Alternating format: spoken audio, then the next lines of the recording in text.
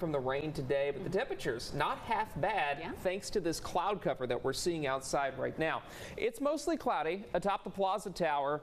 We've seen some breaks in the clouds here and there, and temperatures have responded to that with some of us in the lower 90s. We did get to 91 today at Tyler. The average is 92, but look at this. 24 years ago in 2000, I know Casey remembers this, 109 degrees in the year 2000. So that was a very warm day. 75 degrees was the low and the normal was 71. Now, as we look at your temperatures, we are in the 80s and 90s. We've seen a few sprinkles in Tyler, which is part of the reason why it's cooled off there. And as we look at Mineola, 81 degrees. Jacksonville's at 89. It's 89 in Henderson. And as we look at live Viper radar, a couple of showers here and there across Van Zant and Rains County, but that's about it. You look closer to Tyler, what dropped our temperature about an hour ago was a light rain band to the west of the city that has now moved off to the west. It rained on that sensor for a few minutes, and that was enough to drop our temperatures. As we look at live Viper radar, as we were mentioning in the chat, you can see flash flood warning is out for areas to the northeast of Kerrville and to the west of Round Rock and Austin, and that's where the bulk of the rain has been. And part of the reason why we are seeing that is an area of low pressure right off the coast. You can see right here we do have a stationary front. This is what brought us the cooler air in the first place, but this area of low pressure that's moving along the Texas Gulf Coast will continue to create an influx of rain for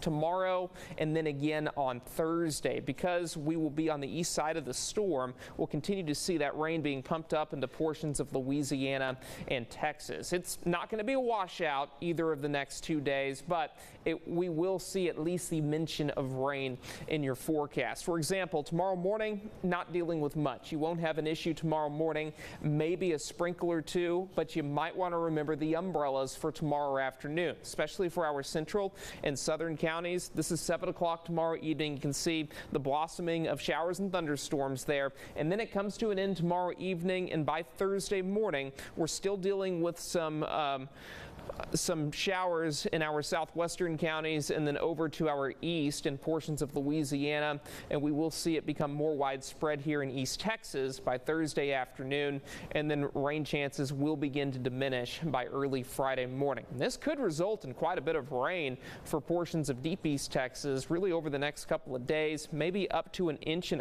in our far southeastern counties. So while this won't be a washout, we could see a few brief heavy downpours which can amount out to quite a bit in a short amount of time.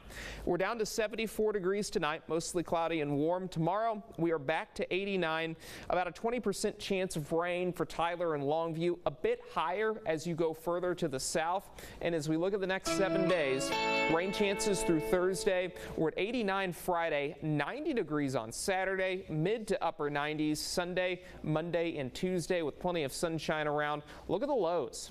Saturday night, Sunday night, Monday night, lows will be in the low to middle 60s. And then as we look at deep East Texas, similar deal, rain chances through Thursday, decent rain chances both tomorrow and Thursday, and then we'll be in the upper 80s with much cooler temperatures through the mid part of next week. Isaac, Casey. Carson.